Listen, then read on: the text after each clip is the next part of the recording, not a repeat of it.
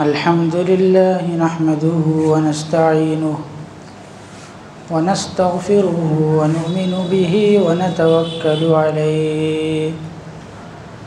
ونعوذ بالله من شرور أنفسنا ومن سيئات أعمالنا من يهده الله فلا مضل له ومن يضلله فلا هادي له ونشهد أن لا إله إلا الله وحده لا شريك له ونشهد أن سيدنا ومولانا محمدا عبده ورسوله أما بعد فقد قال الله تبارك وتعالى أعوذ بالله من الشيطان الرجيم أم حسبتم أن تدخلوا الجنة ولما يأتكم مثل الذين خلوا من قبلكم مستهم البأساء والضراء وزلزلوا حتى يقول الرسول والذين آمنوا معه متى نصر الله ألا إن نصر الله قريب صدق الله العظيم. حضرات گرامی، گزشتہ جمعہ کے درس میں آپ کے سامنے سیرت کے اس واقعے کا ذکر تھا جس میں مسلمانوں کی حبشے کی طرف ہجرت ہوئی اور پھر قریش مکہ نے ان مسلمانوں کو واپس لانے کی کوششیں کی جس میں ان کو ناکامی بھی ہوئی اور نجاشی بادشاہ نے مسلمانوں کی مدد کی، تعاون کیا اور پہلے سے زیادہ مسلمانوں کی عزت ان کی اور بڑھ گئی. تو مشرکین مکہ کو اپنی ناکامی اور پھر حضرت عمر اور حضرت حمزہ جیسے دو بہادر لوگ اسلام قبول کر لیے، تو ان دونوں کے اسلام لانے سے ان کے اندر غم اور غصے کی کیفیت بڑھ گئی. پھر حضور صلی اللہ علیہ وسلم کے چچا ابو طالب یہ ہر موڑ پر آپ کا ساتھ دیتے رہے. انہوں نے حضور کی دعوت کو روکنے کے جتنے طریقے اختیار کیے سارے طریقے ناکام ہو گئے. تو اب انہوں نے آخری حربہ یہ اختیار کیا کہ مسلمانوں کا بائیکاٹ کیا جائے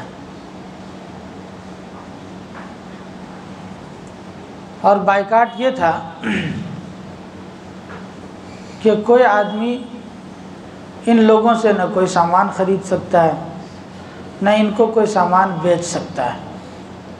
ان کے یہاں شادی بیاہ نہیں ہو سکتی ہے، ان سے ملنا جلنا بند کر دیا گیا. حضور کے چچا ابو طالب نے تمام خاندان والوں کو جمع کیا اور جمع کرنے کے بعد یہ کہا کہ دیکھو، ہم یہ تو ہو نہیں سکتا کہ محمد کو ان لوگوں کے حوالے کر دیں، بھلے ہم اس کا کلمہ نہیں پڑھتے ہیں اور اس کی نبوت پر ایمان نہیں لاتے ہیں، لیکن خاندان تو ہمارا ایک ہے. تو خاندان کی بنیاد پر، خون کی بنیاد پر، ایک تو بنو ہاشم کے جو قبیلہ تھا، یہ بھی حضور کے جد امجد میں سے عبد المطلب بن ہاشم، ہاشم کے جو بیٹے ہیں عبد المطلب، تو ان کی جو اولاد تھی ان لوگوں نے حضور صلی اللہ علیہ وسلم کا ساتھ دیا خاندان کی بنیاد پر. اور جتنے خاندان کے لوگ تھے سب نے اس بائیکاٹ میں حضور صلی اللہ علیہ وسلم کے ساتھ تعاون کیا، سوائے ابو لہب کے کہ سگا چچا ہونے کے باوجود بھی وہ خاندان سے الگ ہو گیا اور کہا کہ میں جو ہے اس میں شریک نہیں رہوں گا. اور اس کو وہ بطور فخر کے بیان کیا کرتا تھا کہ ایک طرف ہمارا سارا خاندان اور دوسری طرف لات و منات جو ہمارے بت ہے، جب اس کی باری آئی تو میں نے بتوں کا ساتھ دیا اور خاندان کو چھوڑ دیا۔ تو اس کو وہ فخریہ بیان کیا کرتا تھا۔ اس بائیکاٹ کے نتیجے میں مسلمان حضرت ابو طالب ان کو لے کر کے شعب ابی طالب میں چلے گئے۔ قریش مکہ کے جو سردار ہوتے تھے تو دو پہاڑوں کے درمیان کی جو جگہ ہوتی ہے اس کو گھاٹی، اردو میں گھاٹی کہتے ہیں اور عربی میں اسی کو شعب کہتے ہیں، شین کے نیچے زیر، شعب ابی طالب۔ تو قریش مکہ کے بڑے بڑے سرداروں کی الگ الگ گھاٹیاں تھیں، تو ایک گھاٹی جو ہے وہ حضرت ابو طالب کی بھی تھی، تو وہ اپنے ساتھ حضور کو اور جو مسلمان ان کے ساتھ مسلمان ہوئے تھے ان لوگوں کو اور پھر جو خاندان کے لوگ تھے یہ سب لوگوں کو لے کر کے اس گھاٹی کے اندر چلے گئے، منتقل ہو گئے۔ یہ مکہ سے کچھ دور تھا۔ ظاہر ہے کہ مکے سے یہ لوگ اتنی عجلت میں نکلے تھے کہ کھانے پینے کی چیزیں اور غلہ وغیرہ کا انتظام نہیں کر سکے اور اس کو لے کر کے نہیں جا سکے۔ تو اس گھاٹی کے اندر اور ادھر سے بائیکاٹ کہ کوئی خود کچھ خرید نہیں سکتا ان سے، کوئی کچھ بیچ نہیں سکتا۔ باہر نکلنے کی تو اجازت تھی لیکن خرید و فروخت کی اجازت نہیں تھی، کسی سے ملنے کی اجازت نہیں تھی، کسی سے بات چیت کرنے کی اجازت نہیں تھی۔ تو ایک طرف قریش مکہ کا بڑا پورا قبیلہ اور ایک طرف دو خاندان کے لوگ جو حضور صلی اللہ علیہ وسلم کا خاندان ہے، اور بنو ہاشم اور بنو عبد المطلب، یہ دو لوگ تھے۔ تو ظاہر سی بات ہے کہ اس وقت مسلمانوں کی جو تکلیف اور مسلمانوں کی جو پریشانی تھی وہ بہت زیادہ بڑھ گئی تھی۔ صرف حج کے ایام میں جو 4 مہینے حرمت کے مہینے ہیں، ذی القعدہ، ذی الحجہ، محرم اور ایک رجب کا مہینہ، تو یہ 4 مہینے جو ہے ان حضرات کو اجازت ہوتی تھی کہ یہ باہر نکل کر کے خرید و فروخت کریں۔ لیکن ان 4 مہینوں میں بھی وہ لوگ اگر خرید و فروخت کے لیے نکلتے تھے تو چونکہ مکہ تو تجارت کی منڈی نہیں تھی اور وہاں کوئی چیز ایسی دستیاب بھی نہیں ہوتی تھی، تو لوگ باہر سے آتے تھے، دوسرے ملکوں سے آتے تھے چیزیں بیچنے کے لیے، خریدنے کے لیے۔ تو جو اناج اور غلہ والے باہر ملک سے آتے تھے، ملک شام وغیرہ سے، تو ابو لہب اور قریش مکہ کے بڑے بڑے سردار ان سے جا کر کے یہ کہتے تھے کہ دیکھو تم جتنا سامان لے کر کے آئے ہو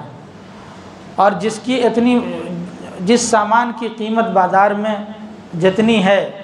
یہ لوگ اگر خریدنے کے لیے آئیں گے تو اس سے 3-4 گنا زیادہ قیمت میں بیچنا، لیکن اس قیمت میں مت بیچنا۔ اور اگر تمہیں یہ خدشہ محسوس ہو کہ اتنی مہنگی قیمت لگائیں گے تو ہمارا سامان رہ جائے گا اور بکے گا نہیں، تو تم اس بات سے مطمئن رہو کہ ہم تمہارا سامان خرید لیں گے، لیکن ان کو نہیں بیچنا۔ تو اب مسلمانوں کے پاس جو بڑے بڑے تاجر لوگ بھی تھے، ظاہر ہے 3 سال کی جو یہ مدت تھی جس میں ان کا سوشل بائیکاٹ کیا گیا تھا، اور گویا لاک ڈاؤن کے بعد سے تو ہمیں اس چیز کو سمجھنا بہت زیادہ آسان ہو گیا کہ جب کسی سے کوئی تعلق ہی نہیں رہے گا، کہیں باہر آنا جانا بھی نہیں رہے گا، تو آدمی کی خرید و فروخت میں جو مسلمان تاجر تھے ان کی کمر ٹوٹ گئی تھی، بڑے بڑے دولت مند لوگ جو تھے ان کی بھی کمر ٹوٹ گئی۔ تو بہت مہنگی قیمت پر جو چیزیں بیچا کرتے تھے تو ان کے پاس یا تو اتنی وسعت نہیں ہوتی تھی کہ اس کو خرید سکیں۔ نتیجہ یہ ہوتا تھا کہ کھانے پینے کی چیزیں ختم ہو جاتی تھیں۔ حضرت سعد بن ابی وقاص رضی اللہ تعالیٰ عنہ فرماتے ہیں کہ ایک مرتبہ میں قضاء حاجت کے لیے نکلا تو کوئی چیز مجھے محسوس ہوئی، وہ ٹھنڈی سی چیز تھی، میں نے اس کو اٹھا کے منہ میں رکھ لی، مجھے آج تک نہیں پتہ کہ وہ کیا چیز تھی۔ اور ایک مرتبہ حضرت سعد بن ابی وقاص رضی اللہ تعالیٰ عنہ یہ اپنا واقعہ بیان کرتے ہیں کہ میں پیشاب کے لیے نکلا تو مجھے جو ہے محسوس ہوا کہ اونٹ کا جو ہے چمڑا یا اونٹ کی جو کھال جس کا گوشت وغیرہ نکال لیا گیا، تھوڑا سا اس کا ٹکڑا تھا، تو اس کو میں اٹھایا اور وہ سخت تھا تو اس کو لے کر کے گیا اور اس کو جو ہے پہلے دھویا، پھر اس کو جلا دیا، اور جلانے کے بعد چونکہ اس کا صفوف اور پاؤڈر بنا لیا کوٹ کر کے، اور پھر اسی کو کھاتا تھا اور پھر پانی پی لیتا تھا، اور یہ 3-4 روز کی ہماری خوراک ہو گئی، جس سے جو ہے زندگی بچ گئی۔ تو یہ صورتحال مسلمانوں کی تھی کہ کھانے پینے کے راستے بند کر دیے گئے، بھوک ہے، شدت کی تکلیف ہے۔ اور اس زمانے میں ابو طالب کی حضور صلی اللہ علیہ وسلم سے محبت دیکھیے کہ حضور صلی اللہ علیہ وسلم کو سونے کے لیے حضور وہ ایک بستر پہ کہتے تھے کہ آپ اس بستر پہ سو جائیں، تاکہ لوگوں کو پتہ چل جائے کہ محمد اس بستر پہ سو رہے ہیں۔ لیکن جب آپ سو جاتے تھے تو آپ کا بستر بدل دیتے تھے وہ، اور دوسرے بستر پہ حضور کو لے جاتے تھے، اور اس بستر پر جس پہ حضور صلی اللہ علیہ وسلم سو رہے ہوتے اس پر اپنے کسی بیٹے کو سلا دیتے تھے، تاکہ لوگوں کو یہ پتہ چل جائے کہ محمد تو اس بستر پہ سوئے ہوئے ہیں، تو اگر نعوذ باللہ کسی کا قتل کرنے کا ارادہ ہوگا تو اس سے میرے بھتیجے کی حفاظت ہو جائے گی، اور میرا بھی کوئی بیٹا اس کے سامنے قربان ہو جائے گا، لیکن میرے بھتیجے پہ کوئی آنچ نہ آئے۔ یہ محبت سرکار دو عالم صلی اللہ علیہ وسلم سے تھی، اس فاقے کی حالت میں، بھوک کی حالت میں۔ اس کے اندر عورتیں بھی تھیں، ننھے معصوم بچے بھی تھے، جن کے رونے کی اور چلانے کی اور بھوک کی وجہ سے بلبلانے کی آواز مکے کے اندر سنائی دیتی تھی۔ کچھ لوگ ہوتے ہیں جو فطرتاً رحم دل ہوتے ہیں اور ان کے اندر جو ہے نیکی کا جذبہ پایا جاتا ہے، تو وہ حضرات جو ہے ان کی تکلیفوں کو دیکھ کر کے اندر ہی اندر کڑھتے تھے، اور اس درد کو اور اس تکلیف کو محسوس کرتے تھے کہ بھلے ہی یہ لوگ ہمارے دین کے مخالف ہیں، لیکن ہمارے ہی عزیز و اقارب اور ہمارے ہی رشتہ دار ہیں، تو ہم کھانا کھائیں، ہم پانی پئیں، ہم خرید و فروخت کریں، ہم تجارت کریں، ہم شادی بیاہ کریں، اور ہمارے عزیز و اقارب اور رشتہ داروں کو کھانے پینے کی چیز بھی میسر نہ آئے، ان کو جو ہے ان کی بھوک کس چیز کے ذریعے سے ختم ہو، اس کے لیے اناج اور غلہ بھی میسر نہ آئے، تو اس کے لیے وہ کڑھتے رہتے تھے۔ اسی شعب ابی طالب میں ایک ننھا سا بچہ جس کا نام عقیل تھا، وہ ایک مرتبہ بھوک سے تڑپنے لگا اور رونے لگا، اور اپنی ماں سے کہنے لگا، اس بچے کی زبان باہر آ گئی، آنکھیں دھس چکی تھی، اپنی ماں سے کہہ رہا تھا کہ ماں میں بھوک کی شدت کی وجہ سے میں مر جاؤں گا، اور اب میرے زندہ رہنے کی کوئی امید نہیں ہے۔ ایک ماں کو اگر اپنے بیٹے کی موت کا پتہ چلے تو آپ تصور کیجئے کہ اس ماں کے دل پر کتنی تکلیف گزری ہوگی، اور وہ ماں کس قدر اذیتوں کو برداشت کر رہی ہوگی۔ اس ماں نے جب اپنے بیٹے کا یہ جملہ سنا کہ اب مجھے زندگی کی کوئی امید باقی نہیں ہے، تو وہ زور زور سے رونے لگی اور اپنے سر کو پٹکنے لگی کہ میں خود پہلے مر جانا چاہتی ہوں، اپنے بیٹے کی موت کو دیکھنے کے لیے میں زندہ نہیں رہ سکتی۔ ان حضرات کی تڑپ کو دیکھ کر، ان کے رونے اور بلبلانے کو دیکھ کر، کچھ لوگ تھے جن کے دل میں رحم کا مادہ پیدا ہوا اور رحم کا جذبہ پیدا ہوا، اور ان لوگوں نے ارادہ کیا کہ اس طریقے سے اس بائیکاٹ کو ختم کیا جائے۔ اس میں حضور صلی اللہ علیہ وسلم کی جانثار بیوی حضرت خدیجۃ الکبریٰ رضی اللہ تعالی عنہا بھی تھیں، جو اپنی ساری دولت اور اپنے سارے مال کی قربانی پیش کر کے، حالانکہ اگر وہ چاہتیں تو بڑے سے بڑے عیش کے ساتھ اور آرام کے ساتھ زندگی گزار سکتی تھیں، لیکن حضور صلی اللہ علیہ وسلم کے ساتھ وفاداری نبھانے کی خاطر اسی شعب ابی طالب میں 3 سال کی بامشقت قید کی زندگی انہوں نے گزاری ہے، اور اسی میں ان کی طبیعت بھی خراب ہوئی اور بہت زیادہ بیمار ہو گئی، چونکہ مناسب علاج اور دوا وغیرہ کا انتظام نہیں ہو سکا، اس لیے 3 سال کی مدت کے بعد حضرت خدیجۃ الکبریٰ کا انتقال بھی ہو گیا۔ یہ بائیکاٹ ختم کیسے ہوا؟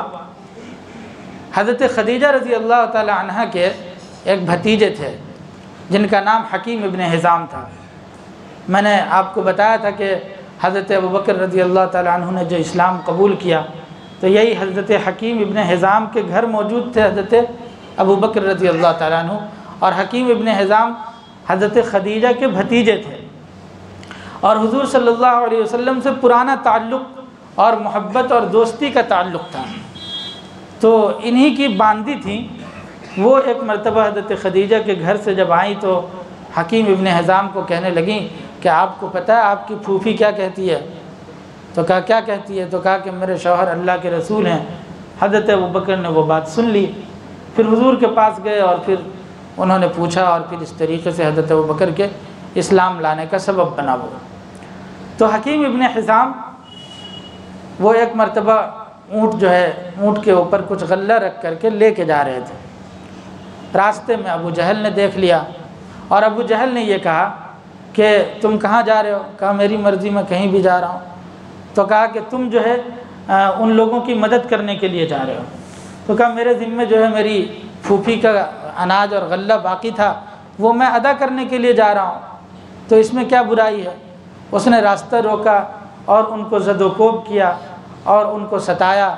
تو اتنے میں ایک شخص آ رہے تھے جن کا نام ابو البختری تھا۔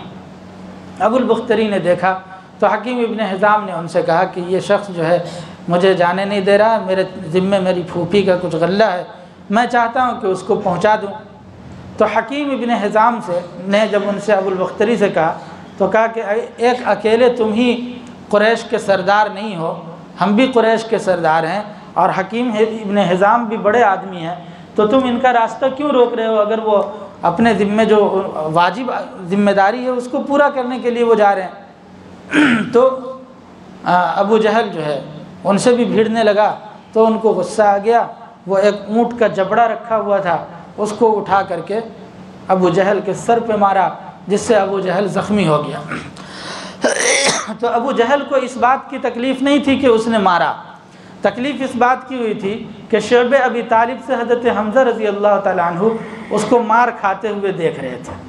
تو اس کو اس بات کی تکلیف ہوئی کہ مجھے حمزہ نے مار کھاتے ہوئے دیکھ لیا۔ تو بہرحال یہ ابو البختری ہو گئے، حکیم ابن حزام ہو گئے۔ تو اس طرح کچھ لوگ، ایک ہشام ابن عمرو تھے، وہ بھی جو ہے چوری چھپے رات میں اناج وغیرہ بھر کر کے اونٹنی پر یا سواری پر اس کو شعب ابی طالب کی طرف روانہ کر دیتے تھے، اور وہ لوگ اس کو اناج اتار کر کے پھر اونٹ کو روانہ کر دیتے تھے۔ تو اس طریقے سے چوری چھپے کچھ لوگ جو رحم دل تھے اور جن کو رشتہ داری کا پاس و لحاظ تھا، وہ لوگ اس طریقے سے مدد کر دیا کرتے تھے۔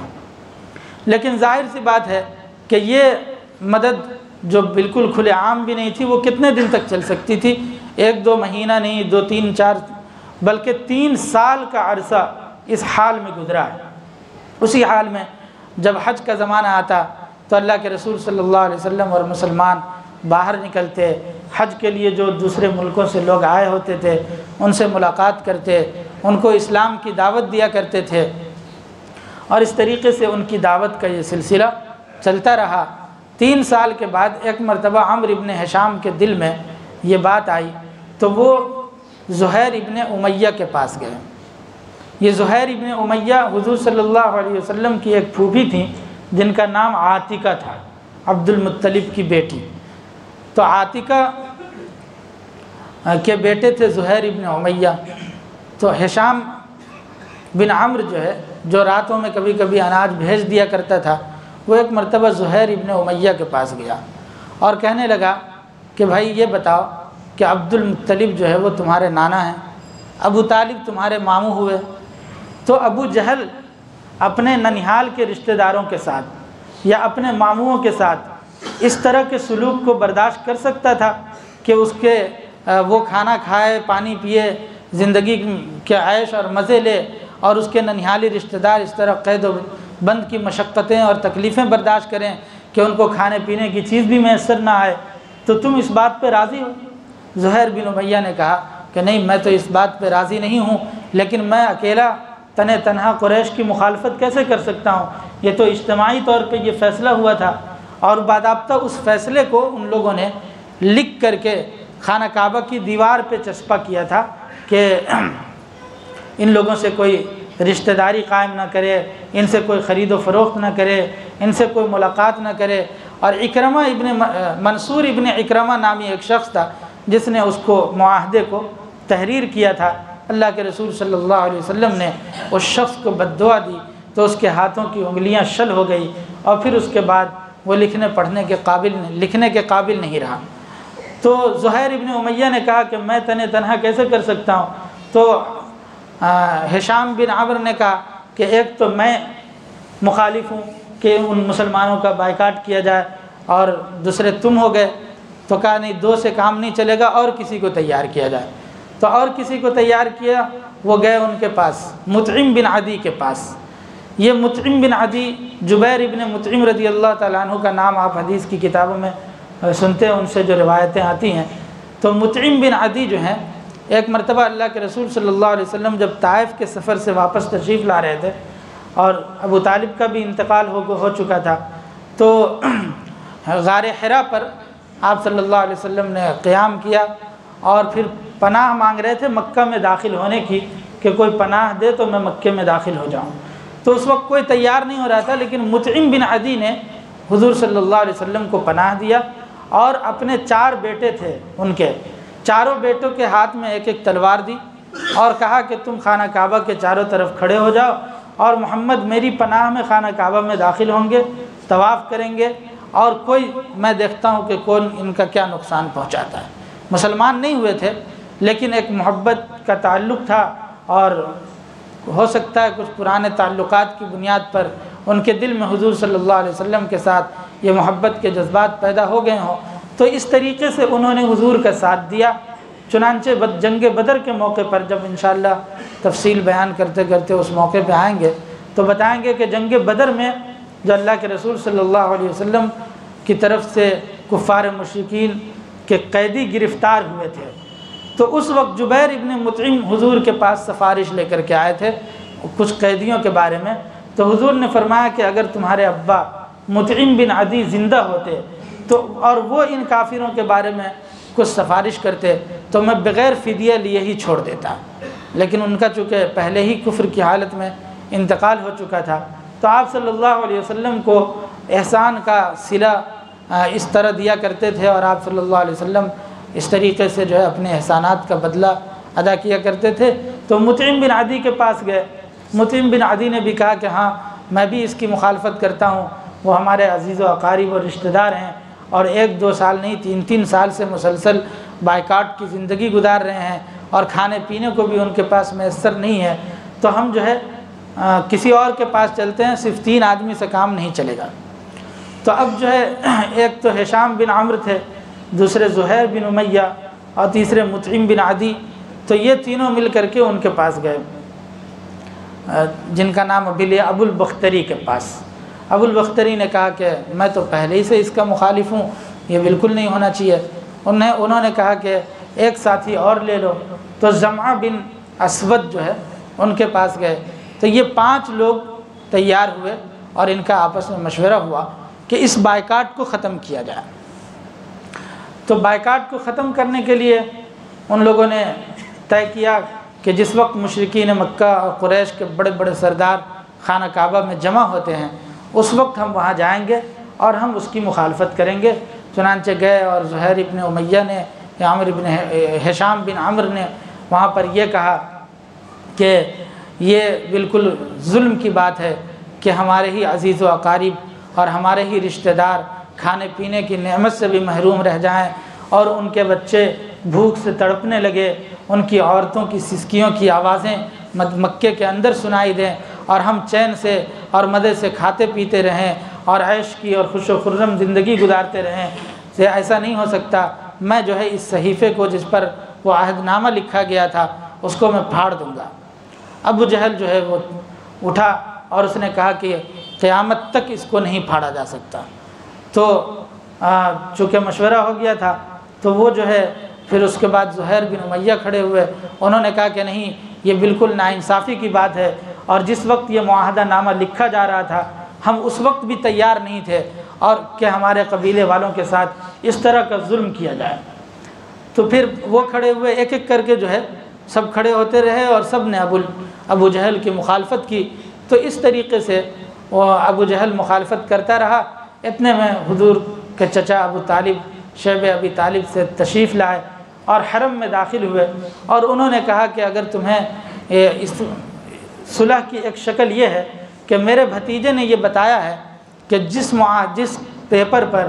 اور جس چیز پر، چمڑے کے جس ٹکڑے پر وہ معاہدہ نامہ لکھا گیا تھا کہ مسلمانوں کا اور بنو عبد المطلب کا بائیکاٹ کیا جائے، وہ معاہدہ نامہ،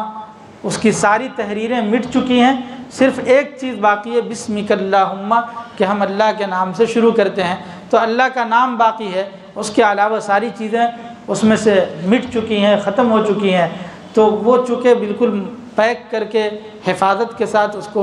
رکھا گیا تھا، خانہ کعبہ کی دیوار سے لٹکا دیا گیا تھا۔ تو اس پر جو ہے ابو طالب نے یہ کہا کہ تم نکال کر کے دیکھ لو، اگر واقعتاً وہ تحریریں مٹ چکی ہوں گی تو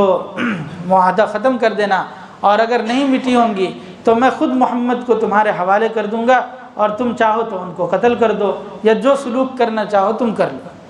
تو اس پہ وہ لوگ خوش ہو گئے اور راضی ہو گئے کہ ہاں ٹھیک ہے، چیک کریں گے، چونکہ ان کے ذہن میں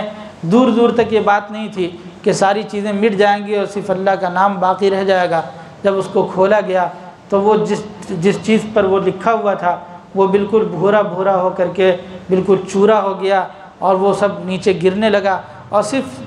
بسمک اللہم کی جو تحریر تھی وہ اس کے اندر لکھی ہوئی تھی۔ تو جب ان لوگوں نے اس کو دیکھا تو کہنے لگے وَإِن يَرَوْا آيَةً يُعْرِضُوا وَيَقُولُوا سِحْرٌ مُسْتَمِرٌ، کہ یہ لوگ بھی جو ہے محمد نے اس تحریر کے اوپر بھی جادو کر دیا ہے، اور نہیں ماننا تھا تو نہیں مانا وہ۔ تو اس پر مسلمانوں کو اللہ تعالیٰ نے اس 3 سال کی بائیکاٹ کے بعد اپنے اپنے گھروں میں واپسی کی اجازت ملی، اور ظاہر سی بات ہے 3 سال تک بھوک اور شدت کی تکلیف برداشت کرنے کے بعد جب مسلمان باہر آئے ہیں تو مسلمانوں کے چہرے پر گوشت کا نام و نشان نہیں تھا، صرف معمولی سا چمڑا اور ہڈیاں ان کی صرف نظر آ رہی تھی، پیٹ بالکل اندر چلا گیا تھا، اور بالکل وہ ہڈیوں کا ایک ڈھانچہ بن کر کے وہ لوگ اس کے اندر سے آئے تھے۔ اور جو مسلمان تھے انہوں نے تو خیر اسلام کی بنیاد پر، لیکن جو مسلمان نہیں ہوئے تھے حضور کے خاندان کے لوگ، جس میں ابو طالب سر فہرست ہیں، انہوں نے خون کی بنیاد پر اور حضور صلی اللہ علیہ وسلم سے خاندان کی بنیاد پر، قرابت و رشتہ داری اور تعلق کی بنیاد پر ساتھ دیا، اور اسی 3 سالہ قید و بند کی مشقتوں میں حضرت خدیجہ کی بیماری کا لمحہ آیا، اور حضرت خدیجہ 3 سال کی مدت سے جب باہر آئی ہیں تو اس کے چند دنوں کے بعد حضرت خدیجہ رضی اللہ تعالیٰ عنہ کا انتقال ہوا۔ اللہ کے رسول صلی اللہ علیہ وسلم کو جب بھی کوئی مصیبت آتی اور جب بھی کوئی پریشانی ہوتی تو حضرت خدیجہ کے تسلی کے کلمات حضور صلی اللہ علیہ وسلم کے زخم کو بھر دیتے تھے، اور آپ صلی اللہ علیہ وسلم ایک نئے عزم کے ساتھ اور ایک نئی ہمت کے ساتھ اور ایک نئے مثبت ارادے کے ساتھ آئندہ کام کرنے کے لیے تیار ہوتے تھے۔ حضرت خدیجہ کے انتقال کے 2 دن بعد، ایک قول 3 دن کے بعد کا ہے اور ایک قول 5 دن کے بعد کا ہے، حضور کے وہ چچا جنہوں نے ہر وقت ساتھ دیا تھا ابو طالب، وہ بھی جو ہے 3 دن کے بعد ان کا بھی انتقال ہو گیا۔ اور جب انتقال کا وقت قریب ہونے لگا تو حضور صلی اللہ علیہ وسلم ان کی خدمت میں حاضر ہوئے اور ان سے کہنے لگے کہ چچا جان، آپ نے پوری زندگی میرا ساتھ دیا، آپ کی موت کا وقت قریب ہے، نزع کا عالم ہے، آپ میرے کان میں ایک مرتبہ بھی لا الہ الا اللہ کہہ لیں گے تو میں کل قیامت کے دن آپ کی سفارش کر سکوں گا۔ لیکن ابو جہل، ابو لہب اور دوسرے لوگ ابو طالب کے پاس پہنچ گئے اور کہنے لگے کہ تم جو ہے جس دین پر پوری زندگی قائم رہے، آج جو ہے اپنے چچا کی، اپنے بھتیجے کی محبت میں آ کر کے اس دین کو تم نہیں چھوڑ سکتے، اور پھر عار دلایا کہ باپ دادا کے دین کو تم چھوڑ رہے ہو۔ تو ابو طالب کی زبان پر جو آخری جملہ آیا وہ یہ تھا، علی ملت عبد المطلب، کہ میں عبد المطلب کے مذہب پر مر رہا ہوں۔ اللہ کے رسول صلی اللہ علیہ وسلم پر ان کے انتقال کا بڑا گہرا صدمہ پڑا، چونکہ حضور کا جو ساتھ دینے والے تھے اور قبیلے کے قریش مکہ کے سردار تھے،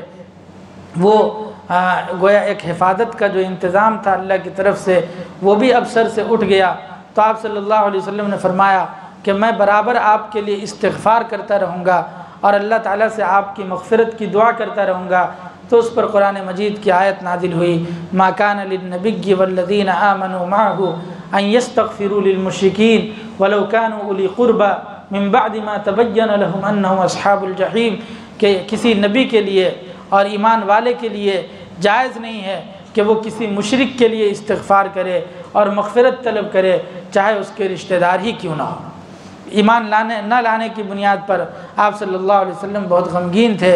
رنجیدہ تھے، تو آپ صلی اللہ علیہ وسلم کو اللہ تعالیٰ نے قرآن مجید کی یہ آیت بھیجی، انک لا تہدی من احببت ولکن اللہ یہدی من یشاء، کہ نبی آپ جس کو چاہیں ہدایت نہیں دے سکتے، ہدایت دینا اللہ کا کام ہے اور اللہ جس کو چاہتے ہیں ہدایت دیتے ہیں۔ تو مسلمانوں کی یہ جو 3 سالہ بائیکاٹ کی زندگی، ہر اعتبار سے معاشی طریقے سے بھی بائیکاٹ کیا گیا، ملنے جلنے پر بھی پابندی لگائی گئی، لیکن عزم و ہمت کے اور پہاڑ بن کر کے وہ اپنے دین پر ثابت قدم رہے۔ میرے دوستو، سیرت کے واقعات بیان کرنے کا مقصد یہ ہے کہ اگر کبھی ان جیسے حالات سے ہم مسلمانوں کو گزرنا پڑ جائے اور ان جیسے حالات کا سامنا کرنا پڑے،